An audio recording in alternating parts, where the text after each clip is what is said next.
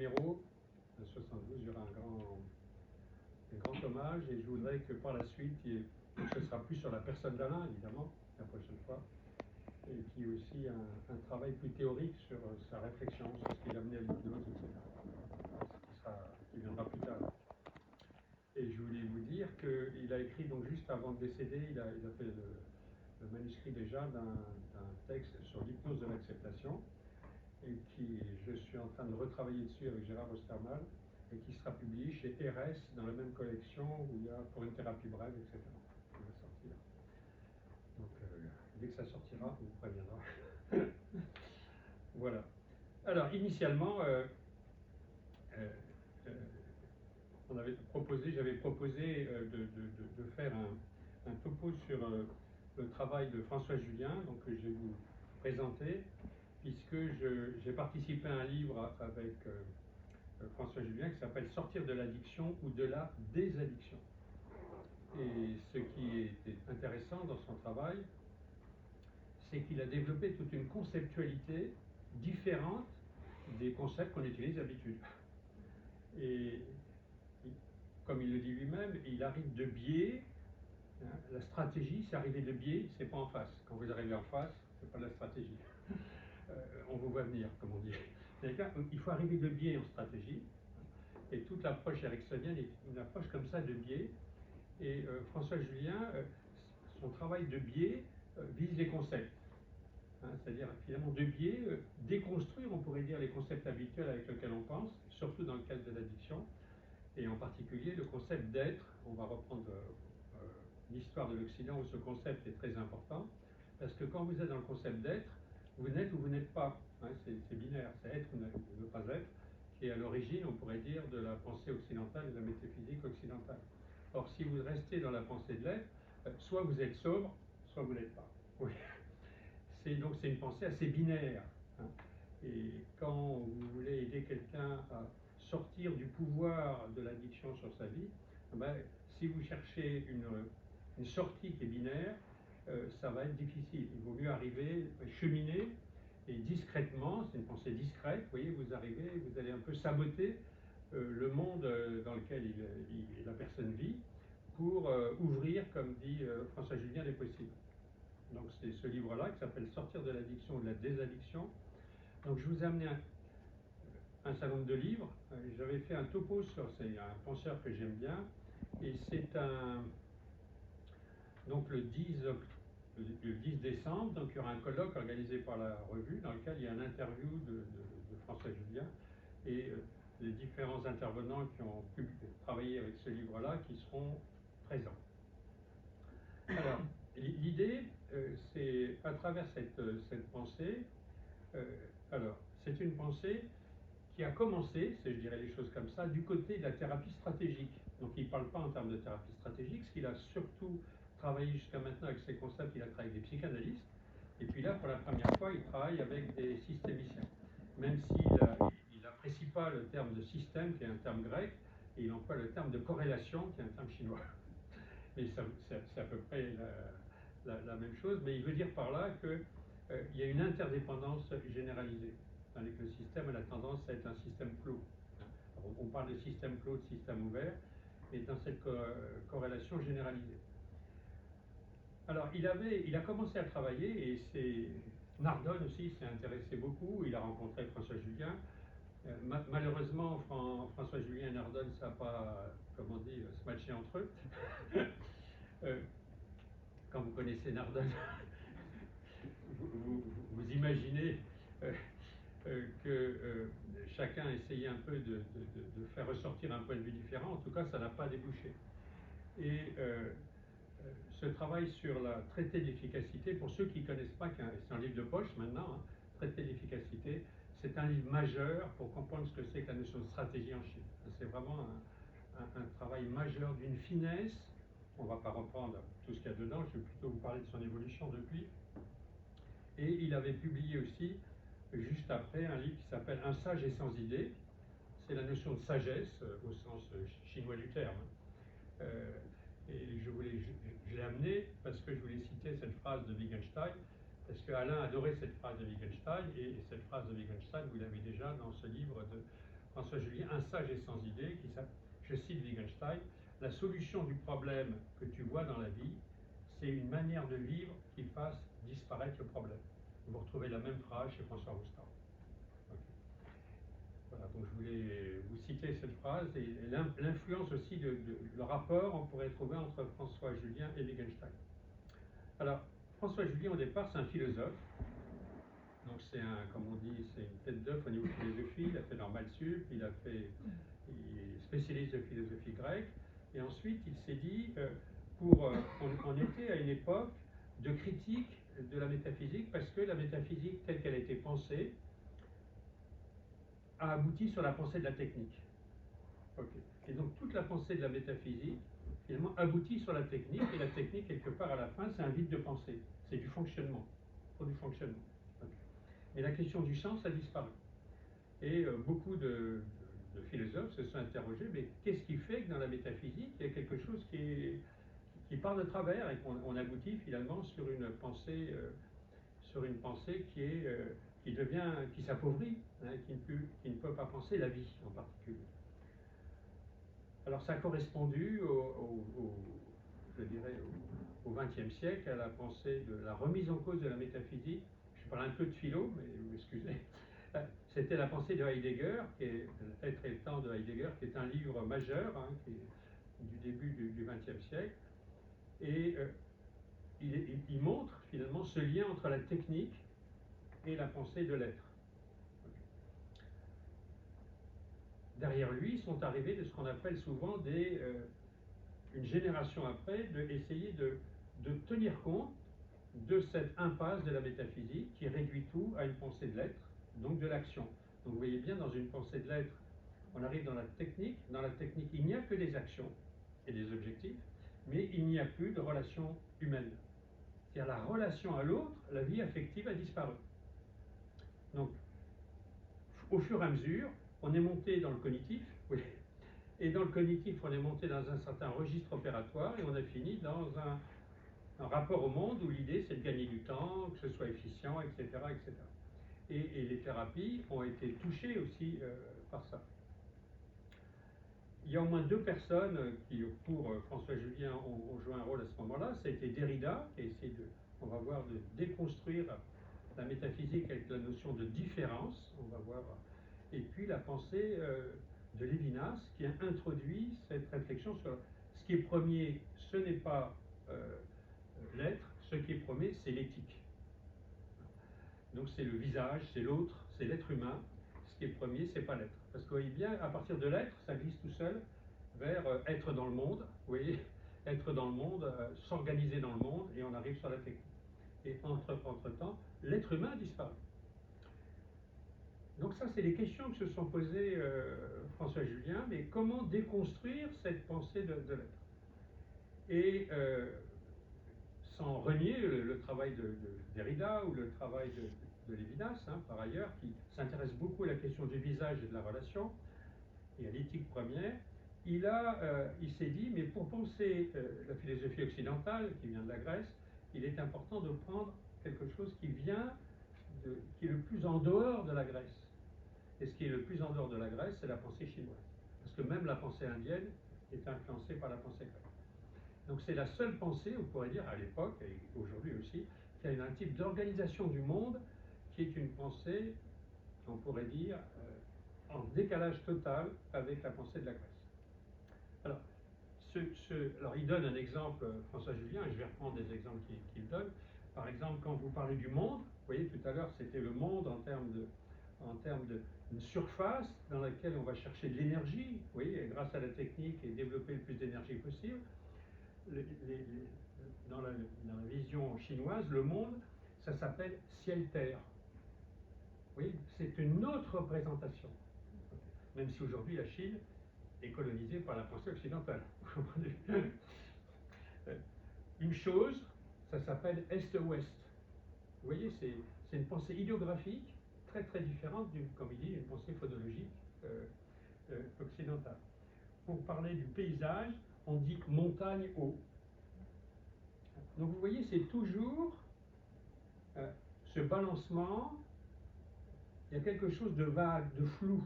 Vous voyez, il n'y a pas quelque chose de précis, comme dans la pensée grecque, où on va déterminer et on va essayer d'éliminer tout ce qui n'est pas logique. Vous voyez, tout ce qui est un peu flou, ce qui est vague, qui est allusif.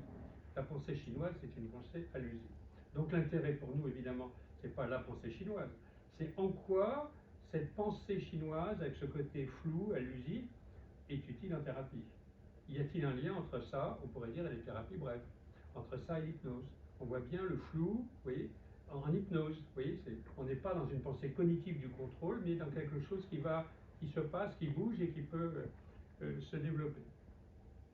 Donc, en reprenant mon propos, donc, il s'est dit, François Julien, donc il est parti en Chine, et il a eu pas mal de responsabilités au niveau professionnel. Il a appris le chinois, il a eu la responsabilité professorale, il donne toujours des cours en Chine. Et il a commencé ensuite à réfléchir, non pas, il y a deux sinologues connus, François Julien et un autre que vous appelez, peut-être vous connaissez, qui s'appelle Jean-François Viter, ça vous dit peut-être quelque chose, qui a écrit un livre sur Chuang Tzu, et en particulier dans lequel il y a un chapitre sur l'hypnose. Donc c'est pour ça que je vais vous parler de Jean-François Viter, parce que François Roustan était assez copain avec Jean-François Viter. Mais la logique de Jean-François Viter, c'était comment on peut traduire dans le langage européen, et le français en particulier, les concepts chinois.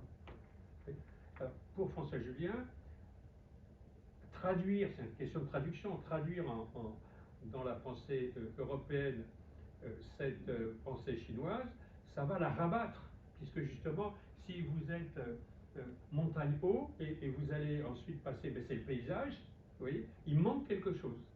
Et la pensée de François Julien, c'est penser entre les deux. C'est pas penser à partir de la Chine ou à partir de l'Europe, mais c'est penser entre la Chine et l'Europe dans ce mouvement, dans cet allusif qui circule entre les deux.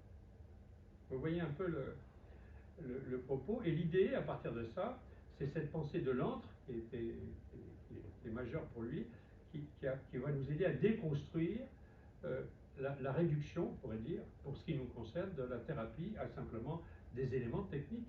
Parce que cette notion de la technique qu'on peut critiquer, c'est réduire la thérapie à quelque chose de purement technique, un savoir-faire, vous voyez, et non pas à une inventivité partagée avec la personne qui partage, qui est avec nous, ou qui n'arrive pas à être avec nous, ou avec qui on n'arrive pas à être, oui, et dans lequel ça circule pour faire émerger un possible. Parce qu'à partir du moment où vous appliquez la technique, évidemment, quelque chose qui passe toujours en dehors. En hypnose, il y a une grande partie de la pensée de l'hypnose comme suggestion qui est une pensée technique. C'est-à-dire, le mot est un mot qui va amener des effets comme la technique devrait amener des effets. Quand vous regardez ce que nous dit Bernheim dit faire de l'hypnose, c'est comme prendre un médicament, c'est un objet technique. C'est-à-dire que si, on va parler d'alcool, c'est pour ça, si je picole, si je bois, si je suis, comme on dit, prisonnier de l'alcool, on va dire ça dans la nosographie, la personne est considérée comme alcoolique, un certain type d'alcoolisme, on va le classifier, etc. Quand vous êtes pris dans ce monde de l'alcool, vous êtes, comment je dirais, vous êtes coincé dedans. Cette vision va amener Bernheim à dire, par exemple, quand quelqu'un boit, on va lui dire, chaque fois que vous allez boire, vous aurez des nausées. C'est un objet technique. Donc la personne va prendre de l'alcool, dit alcoolique, et va avoir des nausées. C'est des suggestions classiques. Et Bernheim précise, faire des suggestions, c'est comme prendre un médicament. C'est comme si vous preniez de l'espéral. Ça a le même effet. C'est de l'espéral psychique. Mais la pensée qui organise la prise en charge est une pensée technique. Donc il y a une pensée qui réduit l'être à un objet technique. Okay. Et cette vision-là, pour moi, de l'hypnose au XIXe siècle, a fait énormément de mal à l'hypnose. Ce qui a été modifié, c'est l'arrivée d'Erickson, qui nous a montré la notion de singularité de chaque individu, qu'on ne fait pas la même chose avec n'importe quelle personne, avec chaque personne, selon le moment, et selon la rencontre qu'on a avec cette personne-là, on va faire de telle ou telle manière. Et donc, il y a une créativité partagée. Et cette singularité, évidemment, est quelque chose qui est beaucoup plus en rapport avec la pensée de ce que nous amène François Julien, ou que peut nous amener aussi, par ailleurs, Lévinas ou Derrida, que cette pensée de l'hypnose comme suggestion au XIXe siècle. Mais qui a, aujourd'hui encore, beaucoup de gens pensent que l'hypnose, c'est la suggestion. Or, l'hypnose, c'est avant tout la capacité de deux sujets de rentrer en relation. Et si la relation s'installe, chaque sujet va pouvoir être en transe. C'est-à-dire que c'est la relation qui permet à chaque membre de la relation de rentrer en auto-hypnose. Et une relation vivante, c'est une relation dans laquelle ce phénomène de transe est présent, dans lequel donc chacun peut expérimenter le lâcher-prise et l'auto-hypnose dans la relation, et chacun peut être enrichi par la créativité de l'autre qui vient du fait que l'autre lui-même en auto-hypnose en état de transe. Et à chaque fois, il y a cette dimension de singularité donc qui va s'imposer. Alors, je vais continuer un petit peu sur quelques points encore sur la déconstruction. Donc l'idée, c'est de sortir de cette détermination. Quelqu'un est comme ça, quelqu'un est alcoolique ou quelqu'un est addictif. Sortir d'une pensée dans laquelle il n'y a pas de tiers exclu. Vous voyez, c'est une pensée de la logique, etc. C'est une pensée, la pensée de la technique, elle est utile dans notre relation au monde, mais elle n'est pas utile dans la relation à l'autre. Et vous voyez bien que la pensée métaphysique, finalement, a supprimé la relation à l'autre. À l'arrivée, la notion de rencontre a disparu. C'est la rencontre humaine, sur laquelle va beaucoup insister François Julien, avec un livre magnifique qui s'appelle L'inouï. Il parle de l'inouï de la rencontre. C'est-à-dire qu'il y a quelque chose dans la rencontre qui est inouï. Alors il reprend c'est un mot qui a été employé par Derrida, mais qui a surtout été employé par Rimbaud. Il reprend Rimbaud, la notion d'inouï chez Rimbaud, mais on sent vraiment ce qu'il y a derrière l'inouï. Et dans le début de la toxicomanie, il y a évidemment toujours une confusion entre un pseudo-inouï.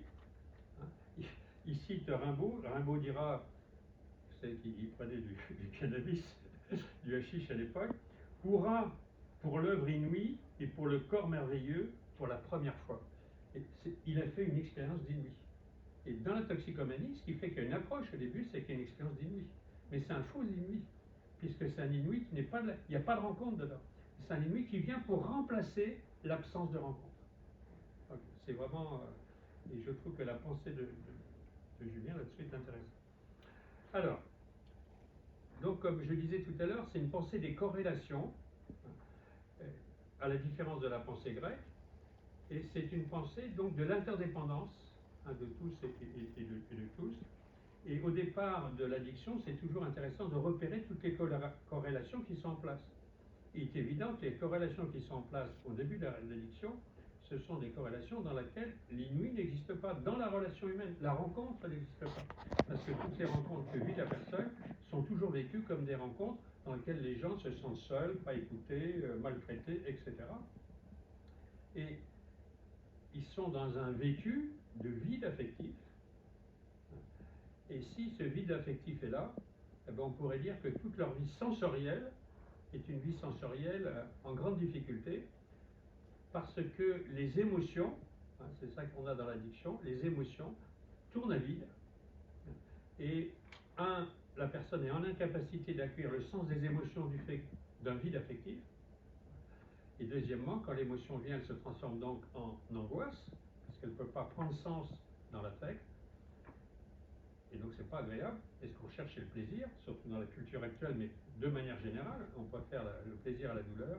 Et à ce moment-là, on va remplacer la relation avec cette émotion qui n'a pas de sens et qui se transforme en angoisse, en relation avec une sensation.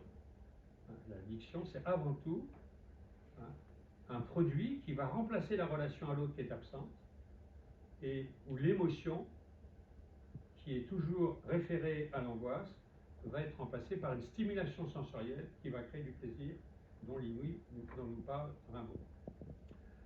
Et la pensée de François Julien, enfin ce lien avec l'addiction, et sa pensée avec l'addiction est intéressante pour ça. Donc, dans la philosophie aussi occidentale, dans la métaphysique occidentale, il y a la notion de cause, de causalité. C'est le début des textes d'Aristote, c'est la notion de cause. Et donc de cause et de début, parce qu'avant la cause, il n'y a rien. Donc il y a un début et il y a la cause. Et lorsqu'on est dans cette logique-là, ce qu'on ne perçoit plus, c'est ce qu'il appelle l'amorçage, c'est-à-dire que quand on va rentrer dans la relation, puisque c'est bien pour la technique, la cause, on appuie sur un bouton, mais il y a un déclenchement qui va se mettre en place à partir de rien. Avant, c'était le non-être, après, c'est l'être. Okay. Ce qui est intéressant dans la pensée de l'amorce, ou l'amorçage, c'est quelque chose qui est sinueux, qui se développe sous forme de cheminement et de variété, hein, et de quelque chose d'extrêmement différencié. Donc on travaille sur Alain aimait beaucoup ça, c'est cette notion d'infime. Il parlait beaucoup, Alain, de côté minimaliste comme ça, hein, mais il y a cette dimension comme ça d'infime. On va repérer les signes infimes, et dans l'observation au sens d'Erikson, c'est observer, on pourrait dire, l'infime, ce qui est tout petit. Ce n'est pas les grosses observations, c'est les choses toutes petites qu'il est nécessaire d'observer et qui sont en lien avec le processus qui est en train de se mettre en place, processus qui a un nom central dans la pensée chinoise, hein. Processus action. Nous, on appuie sur le bouton, l'action débute, et cette action finalement ne finit jamais puisqu'elle finit que dans un objectif matériel, mais il n'y a pas d'effet relationnel, c'est jamais interrogé dans la métaphysique, ou très peu, de moins en moins. Voilà, la notion d'amorce, d'infime, voilà que je voulais vous présenter, et puis la notion dans la pensée de la cause, c'est la notion de l'explication. Et évidemment, plus vous expliquez pourquoi les gens vont pas bien, quand ils vont pas bien, moins ça marche. L'idée, c'est non pas ce qu'il appelait l'explication, mais l'implication, d'amener les gens dans l'expérience. Et il n'y a qu'à partir du moment où on est dans l'expérience, et ensuite une expérience partagée, il y a quelque chose qui va commencer à bouger doucement et à se développer. Notion de propension, hein, c'est une notion qu'il utilise, qui est une notion qui veut dire pencher vers, hein, qui est une notion qui est basée sur la progressivité, l'évolution. C'est pas quelque chose de fixe, ça bouge tout le temps, vous voyez, comme ça. Et enfin, la notion de transformation silencieuse, qui est un concept important pour François Julien, qui n'existe pas pour lui dans la pensée occidentale, où les choses sont visibles et doivent être rendues visibles. La transformation silencieuse, il prend des exemples. Le réchauffement climatique, c'est une transformation silencieuse. Personne ne voit rien venir. Vous voyez, c'est global. Hein, puis il y a quelque chose qui se passe, mais ce n'est pas perçu, parce qu'on a une pensée technique qui ne perçoit pas les transformations silencieuses. Et donc, dans la thérapie, c'est la même chose. Il y a des transformations qui sont silencieuses. Tout d'un coup, il ne se passe rien, on arrive de biais, et tout d'un coup, il y a une transformation qui se fait, et hop, la personne va modifier son comportement avec l'alcool ou avec un produit. Voilà, donc c'est cette notion de ce premier point que je voulais aborder avec vous, c'est la critique de la pensée, je veux dire, philosophique occidentale, qui est une philosophie de la raison, vous voyez, et non plus une philosophie de la vie, hein, qui a fini dans la logique, qui a fini dans la technique. Or, ce que nous montre François Julien, c'est que dans la pensée de la stratégie au départ, et dans cette notion de transformation silencieuse, dans la notion de processus, dans la notion de pensée allusive, il y a une dimension très importante en lien avec la vie. Et c'est tout le début de son travail, hein, je pourrais dire, et il a ensuite, à partir il y a une dizaine d'années, commencé pas à écrire des livres, comme il dit, mais des chapitres de livres. Chaque livre est un chapitre, où il est revenu vers non plus la pensée chinoise et en quoi la pensée chinoise nous aide à penser de l'extérieur la pensée occidentale, mais surtout en quoi les décalages qu'il a amenés dans la pensée, grâce à son travail précédent, peuvent amener d'enrichir le monde dans lequel nous vivons, et en particulier la vie que nous vivons. Alors il a développé un certain nombre de concepts, alors je ne veux pas tous vous les développer, parce que pratiquement l'inouï, vous voyez, le concept d'inouï, c'est un livre, le concept de seconde vie, c'est un livre, oui.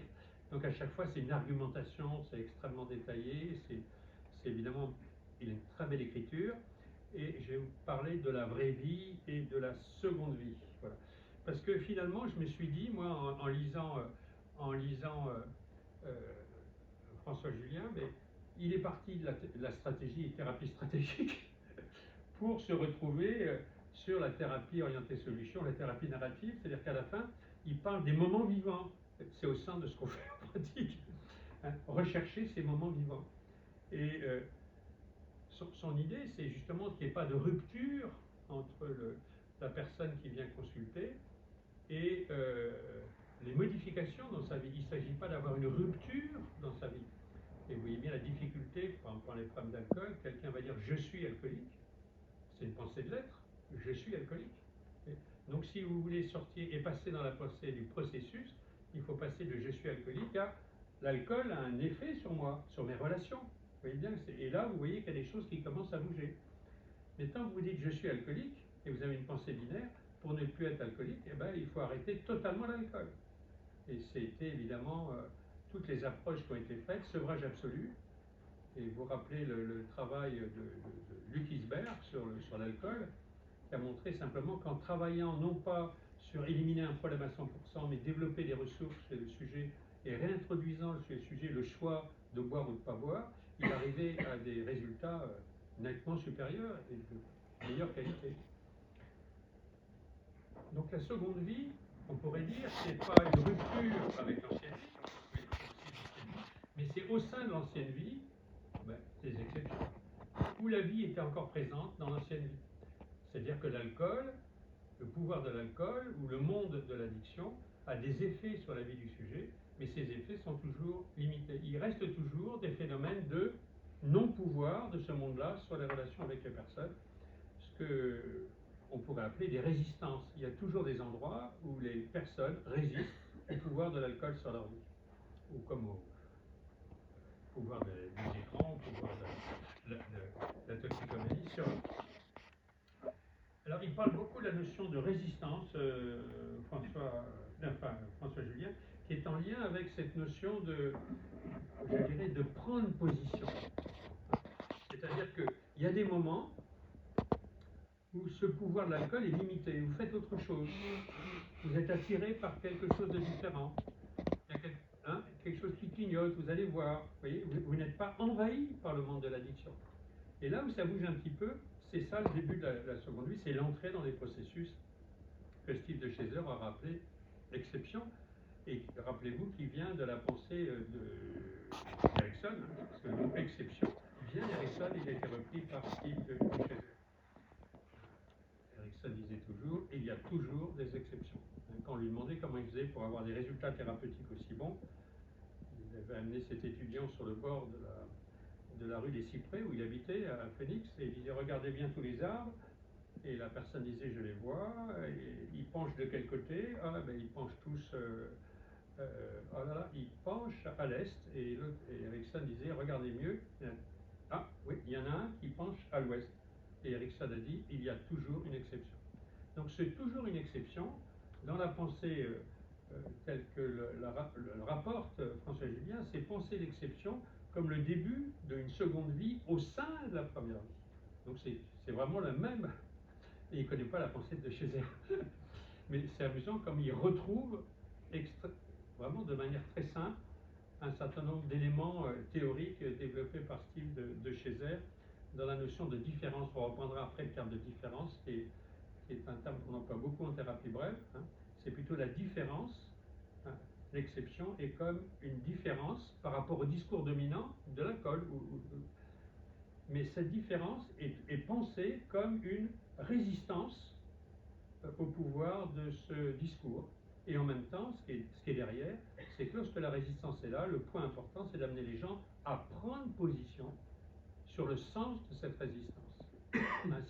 Sinon, vous arrivez avec des exceptions où les gens vont vous dire c'est par hasard, ça s'est passé comme ça, je ne sais pas pourquoi. Oui, et donc, ils ne seront pas en capacité de se réapproprier cette pensée de la différence. Alors, François Julien, par rapport à cette notion de différence, on approfondit un peu, emploie un autre terme, il invente des concepts, qui est le concept de décoïncidence. Voilà. Donc il a développé ce concept de décoïncidence avec l'idée que dans la pensée de la différence, donc il fait référence beaucoup dans les conversations par rapport au travail de la différence avec un A, écrit avec un A de Derrida, mais aussi la différence que l'on a dans toute la pensée structuraliste, qui est pensée sur une pensée de la différence. De Chézère parle de la différence, et donc l'exception comme une différence, c'est ce qui fait différence.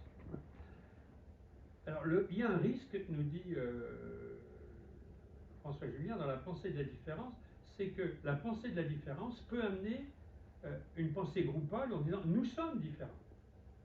Okay. Et donc, la pensée de la différence peut réintroduire, on le voit aujourd'hui, vous voyez, réintroduire une pensée identitaire. Nous sommes différents, c'est notre identité. Okay.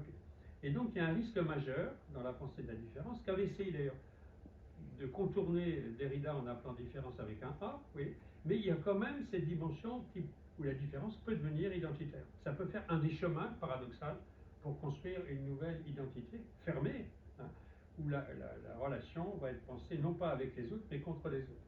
Donc il a pensé la pensée de la décoïncidence. Décoïncidence, ça veut dire quoi? Eh bien, il veut dire c'est un décalage, le dé, hein, c'est un décalage. C'est pas l'inverse, parce que le dé, ça peut être aussi l'inverse, hein, mais là, c'est pas du tout l'inverse, c'est plutôt l'écart. Hein, c'est une pensée de l'écart, c'est les deux sens du dé, hein, qu'il y a en France.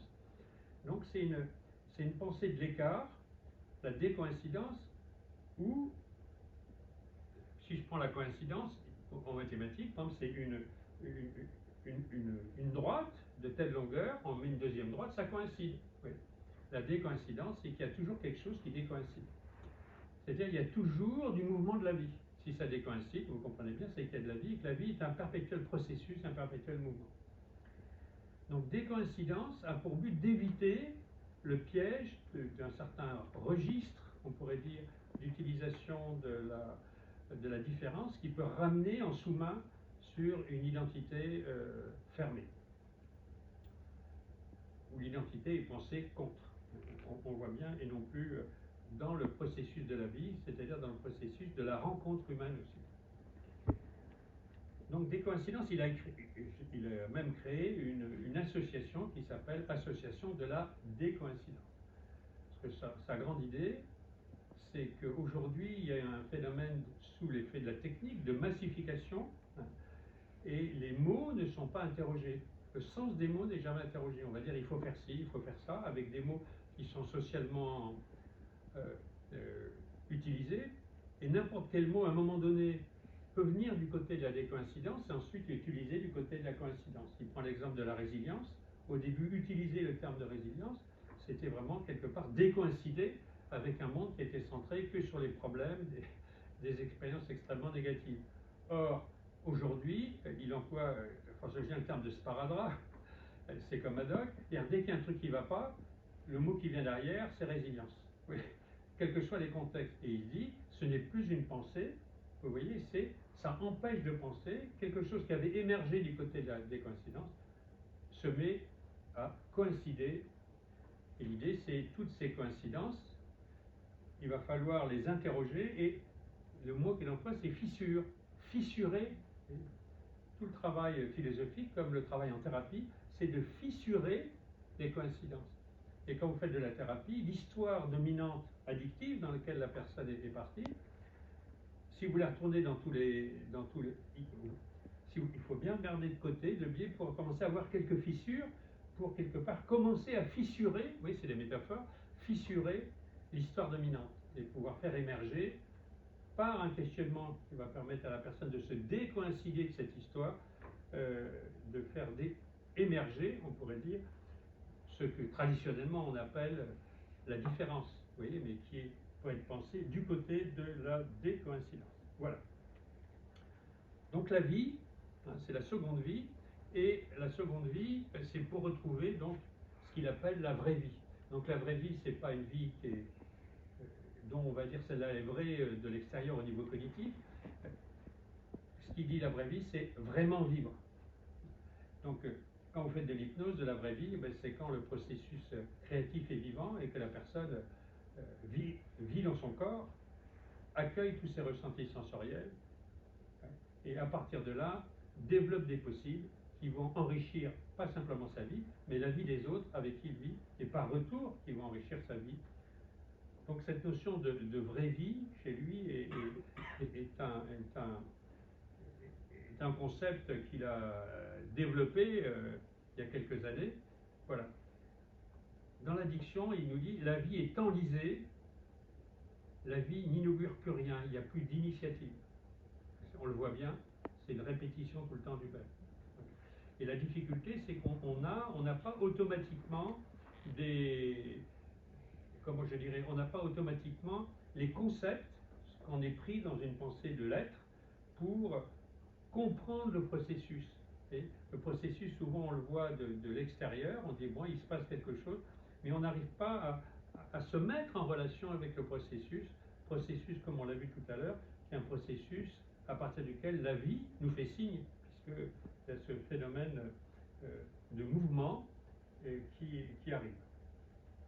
Voilà, je voulais finir sur le point de refinir sur la notion de désadhérer, hein, c'est ce que nous dit François Julien, désadhérer de la coïncidence addictive.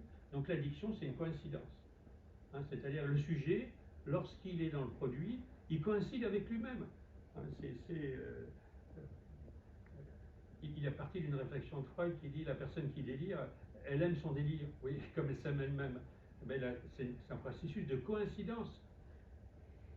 Désadhérer de la coïncidence addictive, c'est désadhérer de cette expérience où on colle à soi-même, on coïncide à soi-même totalement à travers le produit, comme si le produit nous permettait de coïncider à nous-mêmes, sinon il s'ouvre et cette ouverture est un vide, hein, dans l'addiction, et c'est l'angoisse qui vient prendre ce vide.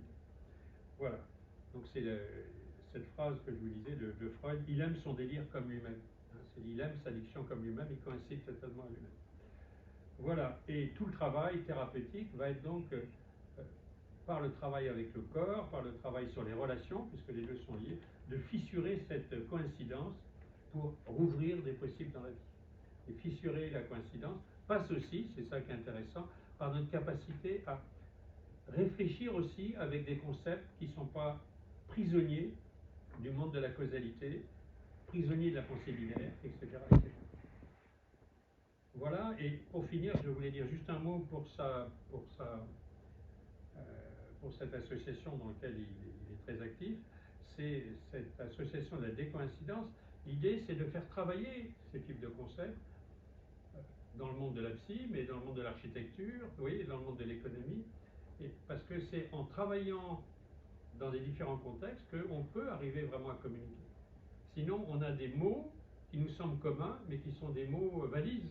Oui, et finalement, on ne pense pas. Et une des grandes difficultés aujourd'hui, c'est qu'il y a une absence de pensée en termes de sens. Il y a des significations socialement admises qui nous sont servies régulièrement par les médias, mais qui n'aident pas à penser et qui nous maintiennent souvent dans une pensée binaire, blanc-noir. Okay.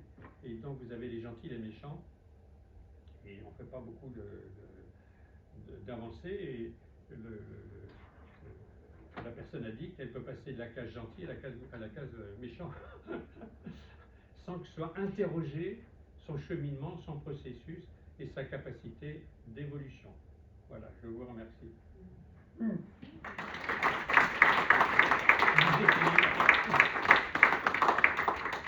Si vous avez des questions.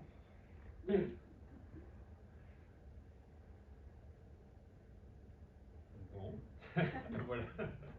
Merci Arnaud. Je me sens moins seul. Tu finis sur un point qui est contre-intuitif, oui. me semble-t-il, mais je vais essayer de le traduire comme je l'ai compris. Si je comprends bien cette histoire de coïncidence, c'est une coïncidence avec soi-même. Alors ce qui est contre-intuitif, c'est que peut-être ça peut être la quête de chacun de nous de coïncider avec nous-mêmes, être en cohérence avec nous-mêmes. Et ce que tu sembles dire, c'est que dans l'addiction, cette coïncidence, ça fait ça fige les possibilités, c'est que la personne elle reproduit toujours les mêmes choses, et que les processus créatifs du vivant sont perdus. C'est ça. Ouais. C'est un peu contre-intuitif quand on dit coïncider avec alors, ce qui est contre-intuitif, c'est pour moi, c'est avant. Tu vois ma question ? C'est-à-dire que, pour moi, ce qui est contre-intuitif, c'est de penser que la relation à soi est médiatisée par la relation à l'autre. C'est ça qui n'est pas évident. C'est-à-dire, plus je suis en relation avec l'autre, plus je suis en relation avec moi. C'est ça qui n'est pas évident. Et toute la pensée de la métaphysique, on retrouve ensuite chez Descartes, etc., c'est que je pense, donc je suis, c'est moi. C'est le jeu qui est tout seul. Le reste, ils sont à l'extérieur. C'est toi qui te détermine comme auto-fondement. Et penser que la relation est un processus vivant, la relation humaine est un processus vivant, et que la relation à soi est médiatisée par la relation à l'autre, c'est contre-intuitif dans la culture dans laquelle nous sommes. Mais si tu regardes simplement une mère et son enfant, tu te rends compte que plus l'enfant est porté dans cet échange avec la maman, plus cet échange, il y a une danse, une interaction avec la maman, plus il est lui-même. Et que le soi-même, il vient de la vie relationnelle. Okay. Mais dans la culture dans laquelle nous sommes, qui est en grande partie technique, c'est pour ça que je parlais beaucoup de la technique, parce que l'imaginaire technique nous amène à être pensés comme des individus séparés. Tu vois, c'est pour ça que demain, on peut dire on n'est pas assez efficient, on va nous remplacer par des robots. D'où toute la pensée du transhumanisme, qui est une pensée de la technique. Et cette technique est en lien avec une certaine détermination dès le début de l'Occident, vous voyez, sur l'opposition être dans être, etc. Et avec le fait que la relation, la rencontre ne soit pas pensée. Mais ce qui n'est pas pensé, c'est quoi? C'est la vie affective. Ok. Parce que toute la pensée philosophique, on pourrait dire, à surdévelopper la dimension cognitive. Malgré que, par moments, ils travaillent avec, ils essayent de se déplacer, d'en sortir, etc. Même quelqu'un comme Descartes, son je pense, à un moment c'est je souffre, je pense ça peut vouloir dire je souffre. Mais ça reste au niveau de la sensorialité, c'est pas au niveau de l'affect. Okay. Et pour moi, le grand mouvement de la philosophie occidentale, c'est l'évacuation de la vie affective. Okay. Et donc c'est ça qui a préparé le monde de la technique. Et ce monde de la technique, l'imaginaire technique, ne pense pas l'individu en relation. Il ne pense pas que le sujet est d'autant plus vivant et singulier, que ma singularité émerge de la vie relationnelle. Sans vie relationnelle et vie affective, c'est-à-dire un partage affectif, il n'y a pas de singularité humaine. Il n'y a que de l'angoisse. Et ça, c'est pas la pensée dominante de la culture dans laquelle nous sommes. Donc dans notre culture, il y a un imaginaire technique qui est très fort au niveau de l'individualisme, et on a une pensée post-traumatique. Mais dans le trauma, on est tout seul aussi. Donc il y a la conjonction entre la technique et les traumas. Et la technique a amené des guerres terribles dans lesquelles il y a encore plus de traumas. Tu vois, c'est une vraie question à interroger, et je trouve que le travail de François Julien permet aussi de réfléchir là-dessus. Je vous ai présenté qu'une partie de son travail, hein, mais pour moi, c'est des vraies questions. Donc toute la critique, on pourrait dire, de certaines métaphysiques à un moment donné, c'était une critique des effets réducteurs de la technique. Hein, de la pensée, on est passé à la technique, via les cognitions, l'évacuation de la relation et de la vie affective. Et il me semble qu'en hypnose, ce qu'a amené Erickson, ce qu'a amené le travail de Chazer, Palo Alto, ce qu'a amené l'approche narrative, c'est de remettre au centre la relation vivante. Et que le corps est pensé comme un corps relationnel dans la relation, et c'est pas simplement de la sensorialité. Hein. Cette relation, elle nous touche en termes de sens. Parce que si elle nous touche, si elle nous touche, ça veut dire qu'on se sent vivant dans la relation. Il y a quelque chose d'inouï, au sens, vient de le dire François Julien. J'ai répondu. C'est... Juste un petit mot, parce que effectivement, c'est une pensée complexe. Mais c'est une pensée complexe comme Edgar Morin. Voilà. C'est une pensée de la complexité. Des concepts qui se superposent. Parce qu'on parle de coïncidence. Le gars avec son alcool, le symptôme coïncide avec lui-même, il va falloir le faire décoïncider. Mettre une fissure. J'ai bien compris, on pourrait traduire ça par l'identité alcoolique, tout d'un coup, je suis alcoolique et je ne peux me définir que par mon symptôme. Oui. C'est ça. Mais en même temps, on peut dire, si on prend un autre niveau, peut-être un niveau plus narratif, on va dire que le symptôme alcool sépare la personne d'elle-même. Oui, c'est ça. Tu es d'accord, hein? Et là, quand on parle de décoïncidence, bah, on arrive à une sorte de confusion. Enfin, je sais pas oui, si mais c'est les deux côtés. C'est les deux côtés. C'est-à-dire que si je bois, au moment où je bois, j'ai l'ivresse, j'ai l'impression que je coïncide. Et après, quand je suis obligé mais c'est pas une décoïncidence. Ça, c'est quelque chose. C'est toujours le monde de la coïncidence. Parce que je suis un monde dans lequel. Donc, tu veux dire, quand je bois, je coïncide. Quand je bois, je coïncide. Attiré par l'alcool, l'alcool me sépare.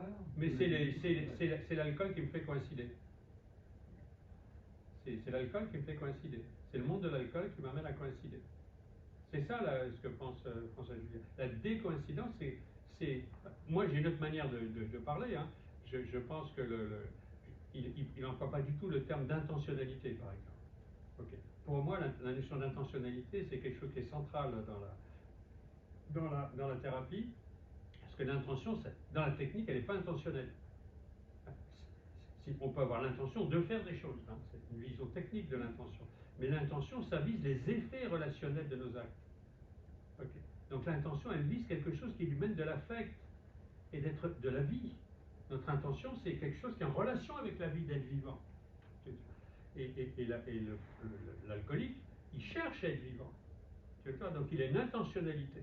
Mais il va être pris dans un discours dominant des expériences de vie qui sont des expériences coïncidentes. C'est-à-dire dans lequel, si tu décoïncides, tu es viré du groupe, tu es viré de la relation. C'est une vision, alors si je reprends le terme d'intentionnalité, ou de différence, hein, il emploie des fois, mais il évite d'employer le terme de différence. Si dans la relation, lorsque je suis différent des autres, d'accord, je suis exclu du groupe, c'est la difficulté pour un problème d'alcool. Par exemple, tu crées un groupe, tu es enfin affilié à un groupe quand tu picoles. Avant, tu es tout seul. Et à partir du moment où tu es dans le groupe, mais ça peut être n'importe quoi, tu racontes les mêmes choses que les autres. Tu es dans le groupe, tu es affilié, mais dès que tu vas avoir une pensée différente du groupe, dans une pensée de la coïncidence, tu es éjecté du groupe. Et c'est ça qui t'amène à rester dans le groupe. Parce que si tu picoles pas, tu es abandonné, tu es rejeté. Donc en même temps, tu coïncides, mais ça ne veut pas dire que cette coïncidence, elle te convient. Moi je dirais, c'est la pensée classique, on préfère être maltraité qu'abandonné. Autrement dit, coïncidence, mais pas association. C'est pas association. C'est pas je suis. Non, c'est pas ça du tout. Oui, mais c'est du côté de la dissociation. Oui, mais c'est pour ça que c'est un peu compliqué. Ah bah oui, mais oui. c'est du côté de la dissociation. Ce qui est du côté de la réassociation, c'est-à-dire la capacité d'être libre dans mes relations, ça c'est la décoïncidence. Je peux décoïncider dans une relation parce que l'autre va percevoir dans mon écart, dans ma différence, mes intentions d'enrichir la relation. Excuse-moi Julien, je vais redescendre moi, vous inquiétez pas. Mais là c'est une pensée qui émerge d'un moment où on prône la liberté par rapport au groupe, quoi. On est dans une civilisation où on prône plus l'individu, le groupe, la liberté. Ouais. Donc c'est une pensée qui émerge de cette problématique-là. Ça veut dire qu'il y a 400 ans, 500 ans, cette théorie elle n'aurait pas pu émerger. C'était un autre problème par rapport à l'alcool. Moi, je pense que, évidemment... C'était le groupe, il y a 500 ans, c'était le groupe qui primait. Tu as toujours pris des produits, mais il y a des produits que tu prenais en groupe. D'accord, mais cette théorie-là, elle ne peut pas s'appliquer il y a 500 ans, quoi. C'est une pensée actuelle, quoi. C'est une théorie actuelle. Parce qu'il y a 500 ans, c'était le groupe qui primait. Alors, moi, je dirais, et pourtant, il y a des gens qui picolaient. Ce qui est actuel, c'est la question de l'imaginaire technique. C'est une question d'imaginaire technique. Et comment je dirais, dans la pensée traditionnelle, tu vois, dans la pensée traditionnelle, la notion de personne existe, tu as une notion dans un groupe, etc. Mais le contexte est très important. C'est pareil pour la Chine. C'est toutes les pensées traditionnelles. Le groupe, le contexte est très important. Justement, c'est une pensée comme c'est du groupe. Opposé à la liberté. Hein, c'est en faisant un certain nombre de choses, des règles, des machins, des trucs, que tu vas développer ta manière d'être et d'être libre dans un contexte qui est un contexte dans lequel tu es pris. C'est pas toi qui détermine le contexte. Ce qui détermine la modernité, c'est que tu as un sujet qui, lui, s'auto-détermine. Alors, c'est pas que l'autodétermination est mauvaise, puisque c'est important que chacun puisse prendre position. Et ce que montrent des pensées comme Julien, c'est que cette notion d'autodétermination est mélangée avec une pensée d'imaginaire technique ou post-traumatique dans lequel il y a une confusion de niveaux. Tu vois. Mais ce que je comprends pas, parce que c'est quelque chose qui vient effectivement de la pensée chinoise, et pour nous, la liberté, Et ils n'ont pas de pensée de la liberté. Bah voilà, c'est ça que je comprends pas. C'est quoi cette pensée de la... Comment t'introduis cette pensée de la liberté dans la culture pour lui, Parce que c'est le groupe qui domine quand même. Oui. C'est comme nous il y a 500 ans un peu. Alors, je dis pas c'est plus compliqué que ça. Mais oui, je dis pas que c'est chronologique, c'est pas ce que je veux dire. Dans la pensée chinoise, comme dans toutes les pensées traditionnelles, c'est le groupe qui est premier. Ouais. Okay. Et c'est même pas ça, c'est que tu parlais d'individu au sens moderne du terme pour un Chinois, ça n'a même pas de sens. Okay. Et il y a plein de cultures, ça n'a pas de sens. Donc nous, on peut dire, occidentaux, la liberté c'est très important, avec une vision de la liberté basée sur l'hyper-individualisme, ça c'est vraiment un truc qui a du sens pour les autres. C'est pour ça qu'on les prend pour des arriérés. On les prend pour des arriérés. C'est des cultures différentes. Okay.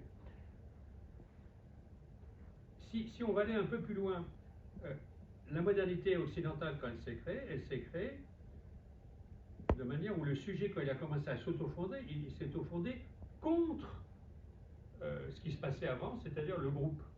Et il a confondu groupe et relation. Okay. Parce que dans les sociétés traditionnelles, les relations sont extrêmement surdéterminées par des structures symboliques qui disent dans le groupe, chacun fait ci, fait ça, etc. etc. Mais quand on a mis de côté le groupe, c'est-à-dire le groupe doit être second par rapport à l'individu, on voit bien que, parce qu'il y a des gens qui avaient peu de place, etc. dans le système, ce qu'on a perdu, c'est la confusion, enfin ce qui a fait qu'il y a une perte, c'est qu'il y a une confusion entre le groupe et la relation. Je comprends En termes d'intermédiaire. Je comprends. C'est confusion, groupe, relation, je comprends. Donc moi je dirais, on est passé d'une pensée à un moment donné qui était une pensée du groupe, de la relation, et ça manquait d'autonomie, tu vois. Ensuite on est passé à une pensée de l'autonomie contre la relation, mais avoir une pensée de l'autonomie dans la relation, ça n'a pas été pensé. Et je trouve que les Erikson, comme toutes les thérapies brèves, c'est une vraie pensée de l'autonomie dans la relation. Et donc c'est quelque chose qui peut enrichir, pas simplement la thérapie, mais la culture et les impasses dans lesquelles on est. Et je trouve que la pensée de François Julien est en résonance avec ça. Ça vous va? On va bien dormir.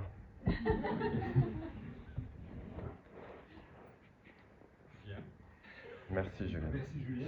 Je vous remercie de votre avis.